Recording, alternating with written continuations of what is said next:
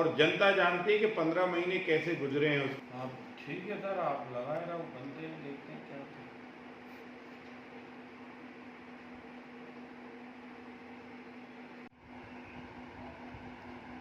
है। ऐसा मतलब जीतने का परिणाम आएगा 2-4 जगह। प्रदीप ठाकुर, आपका स्वागत है आजाद भारत न्यूज में। हमारे साथ मौजूद हैं हुजूर विधायक। हम इनसे जानेंगे कि इनकी जो छवि है हिंदूवादी छवि है, और पहले भी इन्होंने जो हिंदू को लेकर बहुत सारे काम किए हैं। जो भारतीय जनता पार्टी में इनका जो एक मुकाम है उसको लेकर इनसे बात करेंगे। सर बताइए। आतंकवादियों से किसी को नहीं डरना चाहिए। अंग्रेजों से अगर डरते तो आजाद भारत आपका चैनल का ही नाम नहीं होगा।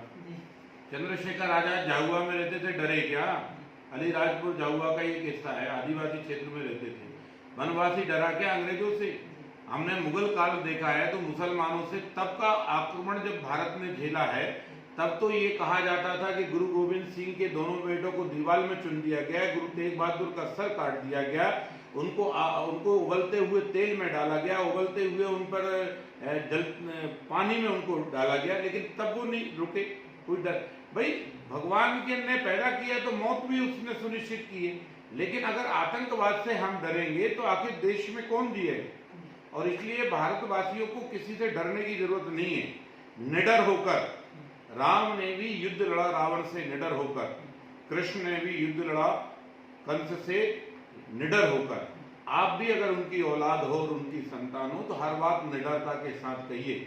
सिम्मी ने भारत विरोधी गतिविधियां संचालित की थी, सिम्मी ने आतंकवादी गतिविधियां संचालित की थी, तथाकथित कांग्रेसी नेताओं का समर्थन उसको पर्दे के पीछे था। वो के कांग्रेस के नेता वोटों की राजनीति करना चाहते थे, हिंदू विरोधी गतिविधियों को हवा देना चाहते थे, हिंदूवादियों पर अटैक कराना चाहते थे जिससे वो डरे और दहशत में आए और हिंदू गतिविधियां कम हो, संघ की गतिविधियां कम हो, बजरंग दल की गतिविधियां कम हो, बीएचपी की गतिविधियां कम हो, और जय श्री राम के नारे से कांग्रेस के पेट में खलबलाहट मचती थी, तो जय श्री राम के नारे को वो भय से बंद कराना चाहते थे। जिस राम का नारा रावण के भय से बंद नहीं हुआ, जो कृष्ण का नाम कंस के डराने से बंद नहीं हुआ, जो हिरण्याकश्यप के भय से बंद नहीं हुआ, वो आज कांग्रेस करना चाहती थी कि ये जो राम नाम है, जय श्री राम का नारा है, भारत माता के नारा है, वंदे मातरम का नारा है, ये कैसे बंद हो। और सिम्मी के लोगों को कांग्रेस ने अपने हाथ का खिलौना बनाकर निशाना बनाया। जब भोपाल में जेल तोड़ी गई थी तब भी मैंने कहा था कि इनको गोली के सिवा कोई दूसरा रास्ता नहीं होना चाहिए। और आज भी मेरा कहना है, चाहे सिम्मी हो या अन्य कोई आतंकवादी और देशद्रोही और अलगाववादी शक्तियां हैं, इनसे एक ही है, इनसे सवाल जवाब कम और गोली से मुकाबला ज्यादा होना चाहिए। क्योंकि उनने गोली मारकर देश के नागरिक को मारा है, उनने गोली मारकर किसी न किसी बहन बेटी की इज्जत लूटने का कोशिश की है, उनने गोली मारकर हमारे सैनिक के प्राण खत्म किए। जिसने हमारे सैनिक को मारा, जिसने हमारी बहन की इज्जत लूटी, जिसने हम गोली चलाई, उस पर हम सवाल जवाब नहीं करें, उसको वैसा ही उसका इलाज करें।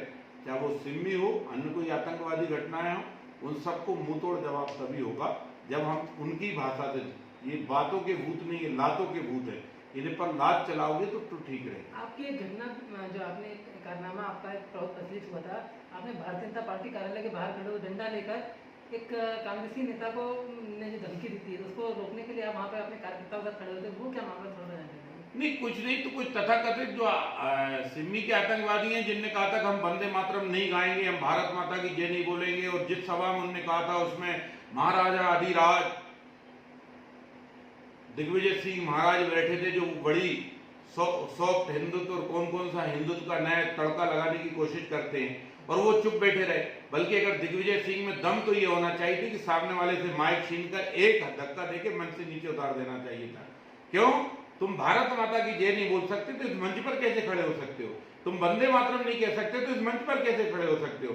और जो भारत माता की जय नहीं बोल सकता, जो वंदे मातरम नहीं गा सकता, ऐसे सिम्मी के तथाकथित आतंकी हमारे कार्यालय पर हमला करेंगे, हमारे कार्यकर्ताओं को डराएंगे, ये संभव नहीं है, ये संभव नहीं है। कार्यकर्ता तो छोड़ो, जहां भी अगर इस तरह की किसी भी आम नागरिक को भी डराएंगे तो भी हम उनका डटकर मुकाबला करेंगे, हम किसी को भयभीत होने नहीं देंगे। ये कान खोलकर सुन लें। 24 सीटों पर चुनाव होने वाले हैं, और इसी को लेकर सांवेर विधानसभा जो सीट है वहाँ से प्रेमचंद गुट्टू पहले कांग्रेस से बीजेपी में आए थे, बीजेपी से कांग्रेस में चले गए। इसको लेकर आप क्या कहेंगे? सावेर तुलसीराम सिलावट जी पहले जीते थे। जी तुलसीराम सिलावट ने मध्य प्रदेश के किसानों की आवाज उठाई, किसानों को कर्ज माफी नहीं हो रही थी, ये बात तुलसीराम जी ने उठाई, यही बात ज्योतिरादित्य सिंधिया जी ने उठाई, तो इसलिए कांग्रेस से वो उनको छोड़ना पड़ा।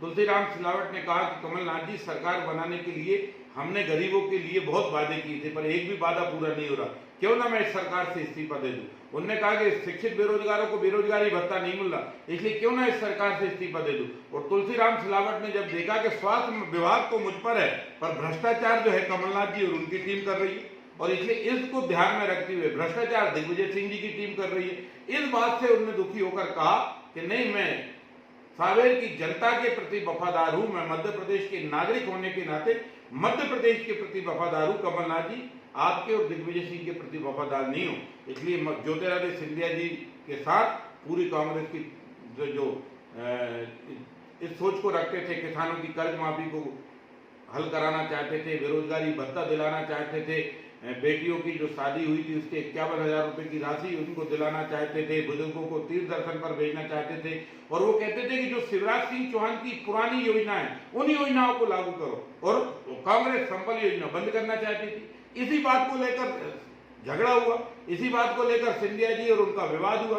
सिंधिया जी ने कहा कि मैं सड़क पर जाऊंगा, तो कांग्रेस ने, कमलनाथ ने कह दिया आप सड़क पर जाओ। जब सिंधिया जी को सड़क पर लाने की कांग्रेस ने बात कर दी तो कांग्रेस को सड़क पर लाने की जरूरत पड़ गई। सिंधिया जी को, तुलसीराम सिलावट जी को, गोविंद राजपूत जी को, उधम सिंह तोमर जी को, इमरती देवी जी को, डंग साहब को और कहाना जी को, तमाम ऐसे नेता हैं जिनने कहा कि नहीं, हम मध्य प्रदेश की जनता का अहित नहीं होने देंगे, हम किसान का हित नहीं होने देंगे, हम नौजवान का हित नहीं होने देंगे। कमलनाथ जी आप रहो या ना रहो पर मध्य प्रदेश का किसान रहना चाहिए, इसकी कर्ज माफी नहीं तो आपकी सरकार भी नहीं। 24 सीटों को लेकर करें, किस तरह भाजपा क्या कितनी सीटें ला सकती है? 24 की 24 और परिणाम आने पर 5-6 सीटें और जीतेगी। जिस तरह से रामेश्वर जी ने बताया कि 24 की 24 सीटें भारतीय जनता पार्टी जीतने वाली है और संगठन पूरा इसमें अपनी दमखम लगाएगा। कैमरा पर्सन राजेश के साथ प्रदीप ठाकुर, AB न्यूज़ भोपाल।